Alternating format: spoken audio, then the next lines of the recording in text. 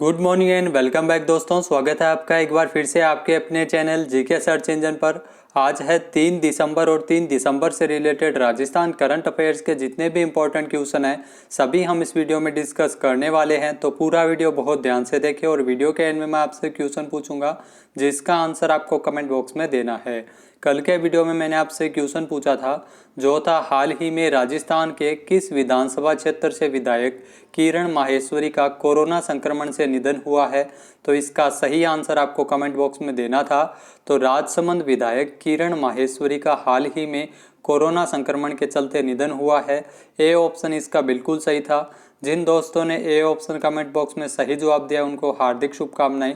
किरण माहेश्वरी जी का 59 वर्ष की आयु में 29 नवंबर को गुरुग्राम के मेदांता अस्पताल में निधन हो गया है। किरण माहेश्वरी है वो राजस्थान के राजसमंद विधानसभा क्षेत्र से तीसरी बार विधायक बनी थी। आपको बता दें कि साल 2008 में किरण माहेश्वरी राजसमंद विधायक बनी और वसुंधरा सरकार में मंत्री भी रह चुकी है। साल 2013 में एक बार फिर से चुनाव जीतकर विधानसभा पहुंची थी, लेकिन इनका निधन है वो कोरोना संक्रमण के चलते 29 नवंबर को हो गया है। 29 अक्टूबर 1961 को किरण माहेश्वरी जी का जन्म हुआ था चित्तौड़गढ़ में और उनका जो ससुराल है वो उदयपुर में स्थित है। चलिए स्टार्ट करते हैं आज के करंट अफेयर्स। तो पहला क्वेश्चन है, हाल ही में राजस्थान परिवहन विभाग तथा किस बैंक के बीच एमओयू पर हस्ताक्षर किए गए हैं। तो हाल ही में राजस्थान परिवहन विभाग और एसबीआई बैंक के बीच एक एमओयू पर हस्ताक्षर किए गए हैं। ए ऑप्शन इसका बिल्कुल सही है। आइए जानते हैं इंपॉर्टेंट फैक्ट्स। तो राजस्थान में परिवहन विभाग में एसबीआई पोस मशीन का वितरण किया गया है, शुभारंभ किया गया है और इसका शुभारंभ जो परिवहन मंत्री प्रताप सिंह खाचरियावास के द्वारा किया गया था, जिस कार्यक्रम में परिवहन विभाग और एसबीआई के बीच एक एमओयू पर हस्ताक्षर किए गए हैं। आपको बताया कि जो परिवहन आयुक्त है रवि जैन और एसबीआई के सीजीएम है अमिताभ चटर्जी, इन दोनों ने हस्ताक्षर किए हैं इस एमओयू को लेके।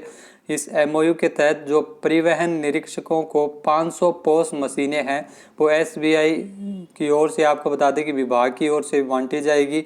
इन पोस मशीनों के माध्यम से चालान काटने की जो भी प्रक्रिया है वो ऑनलाइन होगी, आसान होगी। इसी को ध्यान में रखते हुए एसबीआई और परिवहन विभाग के बीच एमओयू पर हस्ताक्षर किए गए हैं। नेक्स्ट है, हाल ही में राजस्थान में विशेष योग्यजन पुरस्कार वितरण एवं सम्मान समारोह में कितने व्यक्तियों का चयन हुआ है। तो राजस्थान में विशेष योग्यजन पुरस्कार वितरण समारोह के दौरान कुल 43 व्यक्तियों को चुना गया है। ए ऑप्शन इसका बिल्कुल सही है। आइए जानते हैं इंपॉर्टेंट फैक्ट्स। तो विशेष योग्यजन पुरस्कार वितरण एवं सम्मान समारोह 3 दिसंबर को वर्चुअल रूप से इस कार्यक्रम का आयोजन किया जाएगा। मुख्यमंत्री अशोक गहलोत द्वारा ये पुरस्कार है वो वितरित किए जाएंगे, जिसमें सर्वश्रेष्ठ विशेष योग्यजन पुरस्कार के तहत 43 लोगों को चुना गया है, इनका चयन किया गया है और विशेष योग्यजन क्षेत्र में कार्य करने वाले सर्वश्रेष्ठ व्यक्तियों के तौर पर 14 लोगों का चयन है वो किया गया है। तो कुल 43 लोगों को विशेष योग्यजन पुरस्कार वितरण के लिए चुना गया है। आपको बता दें कि जो राज्य मंत्री राजेंद्र सिंह यादव इस कार्यक्रम की अध्यक्षता करेंगे और ये पुरस्कार मुख्यमंत्री अशोक गहलोत द्वारा प्रदान किए जाएंगे। सभी जिलों के जिला कलेक्टर और विभाग के जिलाधिकारी वीडियो कॉन्फ्रेंसिंग के माध्यम से इस कार्यक्रम से जुड़ेंगे। नेक्स्ट यहाँ पे क्वेश्चन है, हाल ही में राजस्थान में नई नागरिक उड्डयन नीति को लागू किए जाने को लेकर किसकी अध्यक्षता में सचिवालय में बैठक आयोजित हुई थी।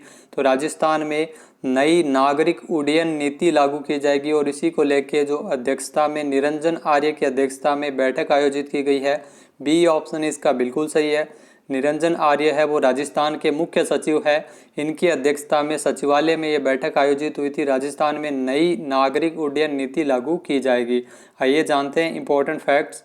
तो राजस्थान में नई नागरिक उड्डयन नीति लागू किए जाने को लेकर 2 दिसंबर को मुख्य सचिव निरंजन आर्य की अध्यक्षता में सचिवालय में बैठक आयोजित की गई थी, जिसमें आपको बता दें कि निवेशकर्ताओं को आकर्षित करने के लिए विभागों की ओर से दी जाने वाली छूट पर चर्चा भी की गई है। राजस्थान में हवाई सेवाओं को आधारभूत ढांचा विकास के लिए नई सिविल एविएशन पॉलिसी, नई उड्डयन नीति लागू की जाएगी और इसके लिए कस्टमाइज पैकेज पर देने पर विस्तार के लिए जो निर्देश है वो जारी किए गए हैं। हवाई अड्डे, हवाई पट्टियां विकसित करने के लिए निवेशक भूमि के साथ साथ बिजली, पानी आदि की आसान उपलब्धता एवं मुख्य सड़कों के सहज कनेक्टिविटी की मांग है वो करते हैं और इसी को देखते हुए ये है वो अनुमतियां प्रदान की जाएगी, जिसकी पूर्ति के लिए सिविल एविएशन इंडस्ट्री को राजस्थान निवेश प्रोत्साहन योजना में शामिल कर कस्टमाइज पैकेज देने पर विचार है वो किया जा रहा है। तो राजस्थान में नई सिविल एविएशन पॉलिसी है वो लागू की जाएगी हवाई सेवाओं के विस्तार हेतु। नेक्स्ट यहाँ पे क्वेश्चन है, हाल ही में राजस्थान में खेलों को बढ़ावा देने के लिए सी वर्ग के कितने खिलाड़ियों को सरकारी नौकरी दी जाएगी। तो राजस्थान में खेलों को बढ़ावा देने के लिए जो सी वर्ग के कुल 450 खिलाड़ियों को सरकारी नौकरी प्रदान की जाएगी। सी ऑप्शन इसका बिल्कुल सही है। आइए जानते हैं इंपॉर्टेंट फैक्ट्स। तो राजस्थान सरकार की ओर से पहले ए और बी वर्ग के बाद अब सी वर्ग के खिलाड़ियों को भी नौकरी दी जा रही है। सी वर्ग के 450 से अधिक खिलाड़ियों को सरकारी नौकरी है वो प्रदान की जाएगी। इसके लिए स्क्रीनिंग का कार्य है वो तेजी से किया जा रहा है। जल्द ही इन खिलाड़ियों को सीधे सरकारी नौकरी है वो दी जाएगी। इसके लिए खेल विभाग की ओर से तकरीबन 2000 से अधिक आवेदन प्राप्त हुए थे, जिसमें से 450 खिलाड़ियों की जांच कर इन्हें सरकारी नौकरी प्रदान की जाएगी। खेल मंत्री है अशोक चांदना, उनके द्वारा जानकारी दी गई है कि 2 महीने में स्क्रीनिंग का कार्य पूरा किया जाएगा और उसके बाद खिलाड़ियों को तुरंत ही नौकरी देने की प्रक्रिया है वो शुरू कर दी जाएगी। तो सी वर्ग के कुल 450 खिलाड़ियों को सरकारी नौकरी प्रदान की जाएगी। उससे पहले आपको बता दें कि राज्य सरकार की ओर से ए और बी कैटेगरी के जो खिलाड़ी है उनको 29 खिलाड़ियों को सरकारी नौकरियां हैं वो दी गई है।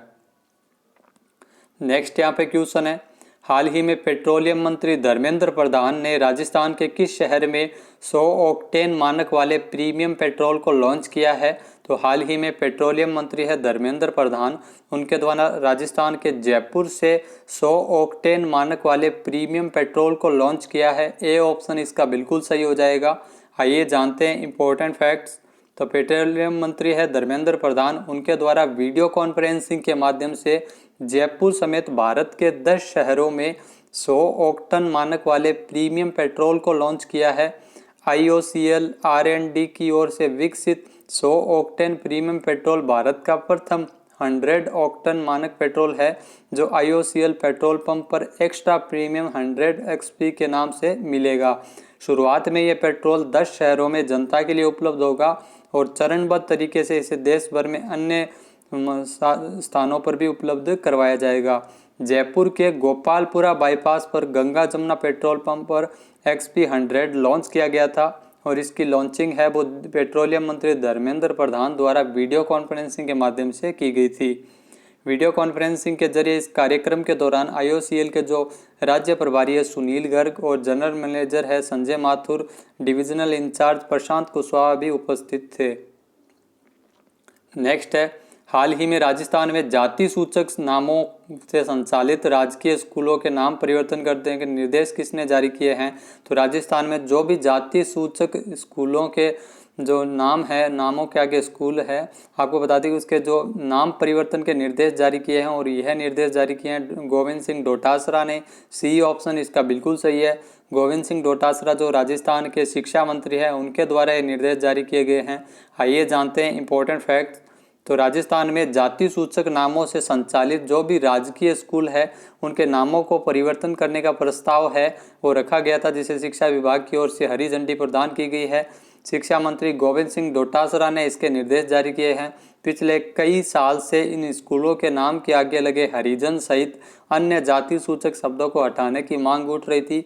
इसको देखते हुए शिक्षा विभाग की ओर से शिक्षा निदेशक सौरभ स्वामी के नाम से परिवर्तन के आदेश है वो जारी किए गए हैं, जिसके तहत स्कूलों के संस्था प्रधानों को 10 नवंबर तक शिक्षा निदेशालय के नामों में प्रस्ताव भिजवाने है वो दिए गए थे।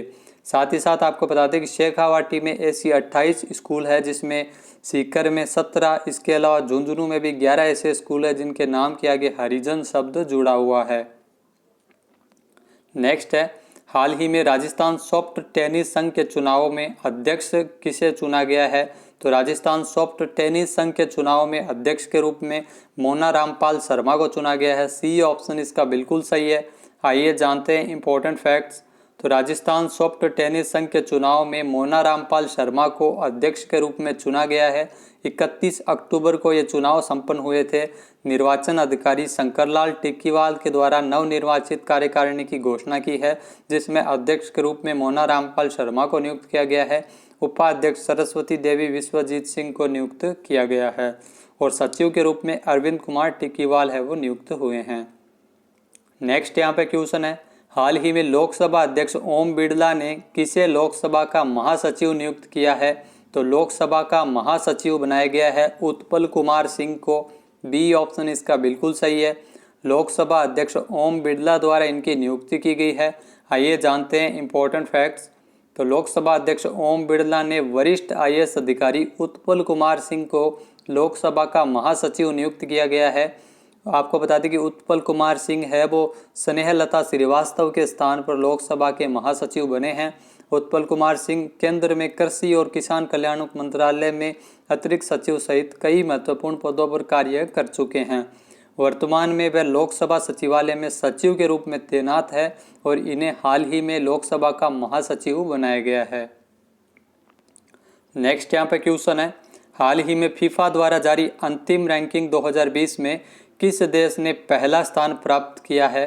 तो हाल ही में आपको बता दें कि फीफा की ओर से अंतिम रैंकिंग जारी की गई है फीफा की, जिसमें बेल्जियम देश ने पहला स्थान हासिल किया है। ए ऑप्शन इसका बिल्कुल सही है। आइए जानते हैं इंपॉर्टेंट फैक्ट्स। तो फीफा की ओर से अंतिम रैंकिंग जारी की गई है इस साल, जिसमें बेल्जियम है वो नंबर 1 स्थान पर रहा है, पहला स्थान हासिल किया है बेल्जियम ने। विश्व कप चैंपियन फ्रांस दूसरे स्थान पर रहा है और ब्राजील है वो चौथे स्थान पर रहा है।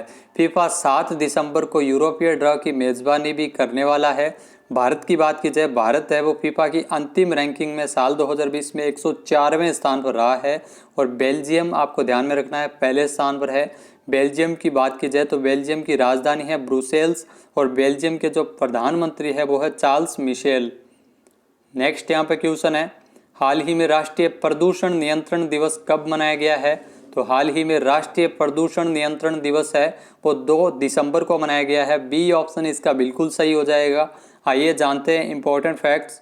तो 1984 में आपको बता दें कि भोपाल गैस त्रासदी की विनाशकारी दुर्घटना के बाद से ही हर साल भारत में 2 दिसंबर को राष्ट्रीय प्रदूषण नियंत्रण दिवस मनाया जाता है। ये भी आपको ध्यान में रखना है, हर साल 2 दिसंबर को मनाया जाता है। क्यों मनाया जाता है? क्योंकि 1984 की जो भोपाल गैस त्रासदी है उस विनाशकारी दुर्घटना के याद में और उसके बाद में आपको बता दें कि मनाया जाता है 2 दिसंबर को भोपाल गैस त्रासदी की 36वीं वर्षगांठ है। वायु, जल और मिट्टी के बढ़ते प्रदूषण के बारे में जागरूकता बढ़ाने के अलावा यह दिन प्रदूषण नियंत्रण अधिनियम के संबंध में भी लोगों को ध्यान आकर्षण करने के लिए मनाया जाता है।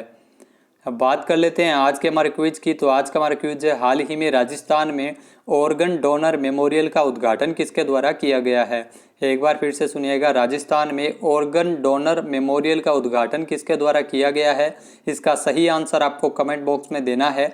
और अगर ये वीडियो आपको पसंद आए तो इसे लाइक और शेयर जरूर करें, साथ ही साथ हमारे चैनल को भी जरूर सब्सक्राइब करें।